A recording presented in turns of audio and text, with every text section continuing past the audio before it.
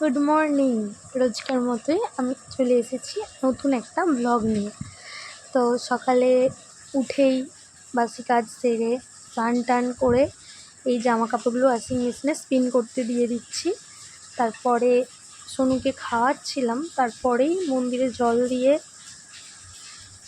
সকালের ব্রেকফাস্ট সেরে নিলাম। চিয়া সিডসটা সকালে ভিজিয়েছিলাম, সেটা খেয়ে নিলাম প্রথমে।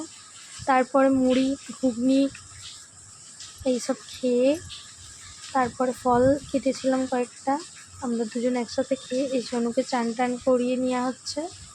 তারপরে রান্নার দিকে চলে গিয়েছিলাম। রান্না হচ্ছিলো আজকে অনেক কিছুই, মাছ ভাজা হচ্ছিলো, ঢ্যাঁড়সের ঝাল হচ্ছিলো, তারপরে টক হচ্ছিলো, এখানে পেঁপে ভাতে দেওয়া হচ্ছিলো। এই দেখো এখানে রান্নাগুলো হয়ে গেছে। তো আবার সন্ধ্যাবেলা আমরা কিছু স্ন্যাক্স খাচ্ছিলাম। দেখো এখানে পাউরুটি, কেক, লেড়ো এইসব জিনিস খাচ্ছিলাম সন্ধ্যাবেলা। তারপরেই একটা অজানা অদ্ভুত পোকা দেখতে পেলাম, দেখো তোমাদের সাথে শেয়ার করলাম।